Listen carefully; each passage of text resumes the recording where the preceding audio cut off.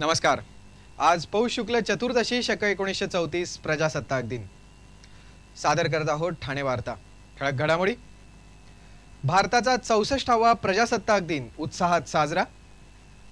नाशिक येथील त्रिजिल्हा निमंत्रितांच्या जुडो स्पर्धेत आदिती देवळेकरचा उत्कृष्ट जुडोपटू म्हणून गौरव आणि कर्मचाऱ्यांना प्रोत्साहन मिळावं म्हणून आरोग्य विभागातर्फे यावर्षीपासून विविध पुरस्कार जाहीर। या आणि इतर घडामोडी विस्तृतपणे पण काही क्षणातच। भारताचा 64वा प्रजासत्ताक दिन ठाणे जिल्ह्यात सर्वत्र उत्साहात साजरा करण्यात आला। जिल्ह्यातील मुख्य शासकीय सोहळा दादोजी कोंडदेव क्रीडा संकुलात झाला। जिल्ह्याचे पालकमंत्री गणेश नाईक यांच्या हस्ते ध्वजारोहण झालं। यंदाचा प्रजासत्ताक दिन कडाक्याच्या थंडीत साजरा झाला। प्रजासत्ताक दिनानिमित्त साजरं करण्यात आलेलं शिस्तपूर्ण संचलन हे या कार्यक्रमाचं आकर्षण ठरलं। जिल्हा न्यायालयात जिल्हा आणि सत्र न्यायाधीश किशोर सोनावणे यांच्या हस्ते ध्वजारोहण झालं। जिल्हाधिकारी कार्यालयात जिल्हाधिकारी पी वेलरासू यांच्या हस्ते ध्वजारोहण झालं। ठाणे महापालिकेत महापौर हरिश्चंद्र पाटील यांच्या हस्ते ध्वजारोहण झालं, तर कल्याण डोंबिवली महापालिकेत महापौर वैजयंती घोलप यांच्या हस्ते ध्वजारोहण झालं। प्रजासत्ताक दिनाच्या निमित्तानं शहरातील विविध चौक, शासकीय कार्यालय, पोलीस स्थानकं, विविध शाळा आणि राजकीय पक्षांच्या कार्यालयात ध्वजारोहण करण्यात आली। प्रजासत्ताक दिनानिमित्त आज विविध ठिकाणी अनेक कार्यक्रमांचं आयोजनही करण्यात आलं होतं। आज सकाळपासून शाळेतील विद्यार्थ्यांच्या शिस्तबद्ध मिरवणुका, विद्यार्थी बँड पथकं, लेझिमच्या तालावर वंदे मातरम आणि प्रजासत्ताक दिनाच्या विजयांच्या घोषणांनी कल्याण डोंबिवलीतील रस्ते गजबजले होते। प्रजासत्ताक दिनानिमित्त सार्वत्रिक सुट्टीचं औचित्य साधून अनेक ठिकाणी क्रांतिकारकांवर प्रदर्शनं, हुतात्म्यांना श्रद्धांजली तसंच आरोग्य शिबिरांचं आयोजन करण्यात आलं होतं। कोणताही अनुचित प्रकार घडू नये म्हणून कडेकोट पोलीस बंदोबस्तही ठेवण्यात आला होता। राज्य शासनानं कोकण विभागातील उत्कृष्ट काम करणाऱ्या रुग्णालयांना पुरस्कार देण्याची एक अनोखी योजना यावर्षीपासून सुरू केली आहे। राज्याच्या आरोग्य विभागाचे उपसंचालक संजीव कांबळे यांनी या पुरस्कार प्राप्त रुग्णालयांची नावे जाहीर केली। शासनाच्या आनंदीबाई जोशी पुरस्काराच्या धर्तीवर या पुरस्कारांसाठी मूल्यांकन केलं जाणार आहे। चांगलं काम करणाऱ्या रुग्णालय आणि त्यातील कर्मचाऱ्यांना काम करण्यास प्रोत्साहन मिळावं म्हणून पुरस्कारांची ही योजना जाहीर करण्यात आल्याचं संजीव कांबळे यांनी सांगितलं। ठाणे जिल्हा रुग्णालयातील लेबर वॉर्ड, रायगडमधील मॅटर्निटी वॉर्ड तर रत्नागिरीमधील मेल मेडिकल वॉर्डची निवड सर्वोत्कृष्ट विभाग म्हणून झाली आहे। उपविभाग रुग्णालय प्रकारात ठाण्यामधील जवार, रत्नागिरीमधील दापोली रुग्णालयाची सर्वोत्कृष्ट रुग्णालय म्हणून निवड झाली आहे। ग्रामीण रुग्णालय प्रकारात ठाण्यातील पालघर, रायगडमधील महाड आणि रत्नागिरीमधील देवरुख ग्रामीण रुग्णालयाची सर्वोत्कृष्ट ग्रामीण रुग्णालय म्हणून निवड झाली आहे। जिल्हा आरोग्य अधिकाऱ्यांच्या अखत्यारीत असणाऱ्या प्राथमिक आरोग्य केंद्रांमध्ये ठाण्यातील जवार, रायगडमधील नागोठणे आणि रत्नागिरीमधील जाकादेवीची पुरस्कारासाठी निवड झाली आहे। प्राथमिक आरोग्य केंद्राच्या अंतर्गत येणाऱ्या उपकेंद्र प्रकारात ठाण्यातील पालघरमधील वाढवण, रायगडमधील पनवेल येथील किल्ले तर रत्नागिरीमधील राजापुरातील सागवे उपकेंद्राची पुरस्कारासाठी निवड झाली आहे। मनोरुग्णालय प्रकारात ठाणे मनोरुग्णालयातील पुरुषांचा कक्ष, रत्नागिरीमधील ममता कक्ष तर रायगडमधील 5 आणि 6 क्रमांकाच्या कक्षाची निवड या पुरस्कारासाठी झाली आहे। पुरस्कारांमुळे केलेल्या कामाची पावती मिळते आणि केलेल्या कामाची पावती मिळत असल्यामुळे काम करणाऱ्यांना प्रोत्साहन मिळतं आणि यातूनच चांगल्या गोष्टी निरंतर घडत राहतात असं कांबळे यांनी सांगितलं। ठाण्यातील शहापूरमधील हाली बरफ या मुलीला पंतप्रधानांचा शौर्य पुरस्कार मिळाला असून अलीकडेच दिल्लीमध्ये झालेल्या एका कार्यक्रमात पंतप्रधानांनी हा शौर्य पुरस्कार देऊन तिचा गौरव केला। हालीचे आई वडील हे एका म्हशीच्या गोठ्यात मजूर म्हणून काम करतात। हाली ही त्यांची सगळ्यात धाकटी मुलगी। घरात गरिबी असल्यामुळे लहानपणापासूनच ती आई वडिलांना घर चालवण्यासाठी हातभार लावत आहे।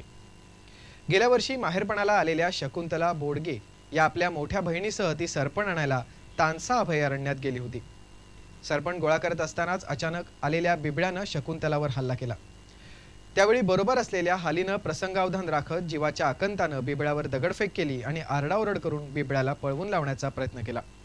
अचानक झालेल्या अनपेक्षित प्रतिकारामुळे बिबळ्यालाही गांगरला आणि त्यानं तिथून पळ काढला।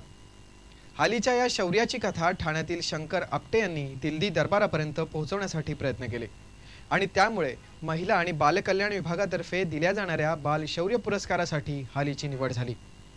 पंतप्रधान मनमोहन सिंग यांनी अलीकडेच तिच्या या शौर्याचा बालशौर्य पुरस्कार देऊन गौरव केला। या पुरस्काराचा तिच्या आईवडिलांना आनंद झाला असला तरी हालीचा शासकीय नोकरीत मिळेल का असा प्रश्न तिच्या आईवडिलांना पडला आहे। नाशिक येथे झालेल्या त्रिजिल्हा निमंत्रितांच्या जुडो स्पर्धेत आदिती देवळेकरला उत्कृष्ट जुडोपटू म्हणून गौरवण्यात आलं। आदितीनं या स्पर्धेत सुवर्ण पदक पटकावलं होतं। गेल्या वर्षी झालेल्या त्रिजिल्हा निमंत्रितांच्या स्पर्धेतही तिनं प्रथम क्रमांक पटकावला होता। सब ज्युनियर स्टेट सिलेक्शन जुडो स्पर्धेत प्रथम क्रमांक, नाशिक येथे झालेल्या राज्यस्तरीय जुडो स्पर्धेत कांस्य पदक, राबोडी येथे झालेल्या आंतरशालेय जिल्हास्तरीय जुडो स्पर्धेत प्रथम क्रमांक, कांदिवली येथे झालेल्या आंतरशालेय राज्यस्तरीय जुडो स्पर्धेत कांस्य पदक, तर अमरावती येथे झालेल्या आंतरशालेय जुडो राज्यस्तरीय स्पर्धेत तिला कांस्य पदक मिळालं होतं। आदिती ही सरस्वती सेकंडरी स्कूलमध्ये 8वीत शिकत असून सरस्वती क्रीडा संकुलनात देवीसिंग राजपूत यांच्या मार्गदर्शनाखाली ती प्रशिक्षण घेत आहे। चेस्मा वेलफेअर सोसायटीतर्फे आज अपंग विद्यार्थ्यांसाठी मनोरंजनात्मक कार्यक्रमांचं आयोजन करण्यात आलं होतं। चेस्मा वेलफेअर सोसायटी ही महाविद्यालयीन विद्यार्थ्यांनी तयार केलेली एक छोटीशी संस्था आहे। समाजातील सर्व स्तरातील लोकांना आनंद देऊन त्यांच्या आयुष्यातील काही क्षण अविस्मरणीय करायचे हा या संस्थेचा उद्देश। चेस्मा वेलफेअर सोसायटीनं अनेक अनाथाश्रम, वृद्धाश्रम आणि शाळेतील मुलांसाठी असे वेगवेगळे कार्यक्रम आयोजित केले आहेत। आज प्रजासत्ताक दिनाच्या निमित्तानं शहरातील अपंग मुलांना आनंद मिळावा यासाठी चेस्मा वेलफेअर सोसायटीतर्फे एका विशेष कार्यक्रमाचं आयोजन करण्यात आलं होतं। या कार्यक्रमात सोसायटीच्या स्वयंसेवकांनी विद्यार्थ्यांसमोर करमणुकीच्या कार्यक्रमांचं आयोजन केलं होतं। या कार्यक्रमात मोठ्या उत्साहानं सहभागी होऊन या मुलांनीही या कार्यक्रमाचा आनंद लुटला। स्वामी समर्थ मित्र मंडळातर्फे प्रजासत्ताक दिनानिमित्त विविध कार्यक्रमांतर्गत बाल कीर्तनाचं आयोजन करण्यात आलं आहे। सकाळी भारत मातेचं पूजन झाल्यानंतर शहीदांना मानवंदना देण्यात आली। त्यानंतर मान्यवरांनी उपस्थितांना मार्गदर्शन केलं।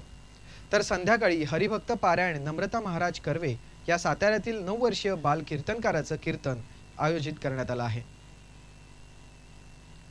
ठाण्याचे पालकमंत्री गणेश नाईक यांच्या हस्ते विविध गुणवंतांचा सत्कार करण्यात आला।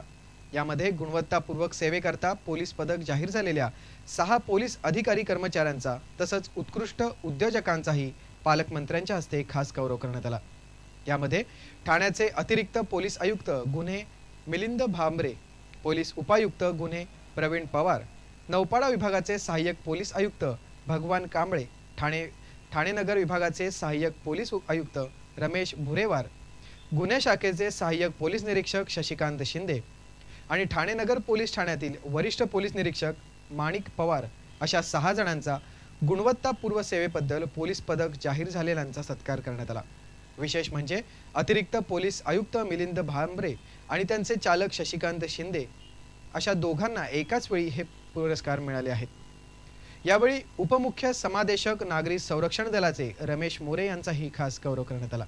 तसंच जिल्हा उद्योग केंद्राचा प्रथम क्रमांकाचा पुरस्कार मिळवणाऱ्या अंबरनाथच्या मॉन्टेज केमिकल प्रायव्हेट लिमिटेड आणि द्वितीय क्रमांकाचा पुरस्कार मिळवणाऱ्या अंबरनाथच्या साई टूल्स प्रायव्हेट लिमिटेडच्या संचालकांचाही खास गौरव करण्यात आला। ठाणे जिल्हा विभाजनाची घोषणा 26 जानेवारीला होणार अशी चर्चा होती, मात्र अपेक्षेनुसारच विभाजनाची घोषणा होऊ शकली नाही। गेली 25हून अधिक वर्ष ठाणे जिल्हा विभाजनाचं घोंगडं भिजत पडलं आहे। दरवर्षी विभाजनाची फक्त चर्चाच होतात, त्यापुढे काहीच होत नाही। अनेकदा राज्याचे मुख्यमंत्री बदलले पण विभाजनाचा निर्णय मात्र होऊ शकला नाही। यंदा मात्र विभाजन होईल असं वाटत होतं, पण अद्याप तरी या विभाजनाच्या हालचाली सुरू असल्याचं कुठेही दिसत नाही। यावेळीही विभाजनाचा वाद सुरूच आहे। सुरुवातीला चौभाजनाची मागणी पालकमंत्र्यांनी करून विभाजनाला फाटे फोडले, त्यानंतर त्रिभाजनाची मागणी झाली, मात्र वेगवेगळ्या मागण्या होऊनही जिल्हा विभाजनाचा निर्णय जाहीर होऊ शकला नाही। जिल्हा मुख्यालयाचा वाद तर जिल्हा विभाजनापूर्वीपासूनच गाजतो आहे। नवीन जिल्ह्याचं मुख्यालय कुठे असावं यावरून सध्या वादंग सुरू आहेत। शासनाच्या मनात पालघर हे नवीन जिल्ह्याचं मुख्यालय करावं असं असल्याचं दिसत आहे, मात्र जिल्ह्यातील आणि अतिदुर्गम भागात राहणाऱ्या आदिवासींचा विकास होण्यासाठी जिल्हा विभाजनाची गरज व्यक्त होत असताना जिल्ह्याचं मुख्यालय जर पुन्हा आदिवासी बहुल भागापासून दूर राहणार असेल तर विभाजनाचा नक्की फायदा कोणाला असा प्रश्न सध्या निर्माण झाला आहे। अलीकडेच उपमुख्यमंत्री अजित पवार यांनी ठाण्यामध्ये 26 जानेवारीला जिल्हा विभाजन करणं अशक्य असल्याचं सांगून हे विभाजन 1 मे पर्यंत केलं जाईल असं जाहीर केलं आहे।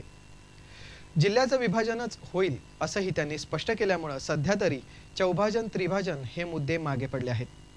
पालकमंत्री गणेश नाईक यांनीही प्रजासत्ताक दिनाच्या कार्यक्रमात बोलताना जिल्हा विभाजनाच्या विषयाला हात घातला। जिल्ह्याचं त्रिभाजन चौभाजन न होता जिल्ह्याचं विभाजनच होईल असं त्यांनी स्पष्ट केलं। त्यामुळे आता 1 मेला तरी जिल्हा विभाजन होणार का असा एकूणच सुरू असलेल्या काटशहाच्या राजकारणामुळे प्रश्न निर्माण झाला आहे।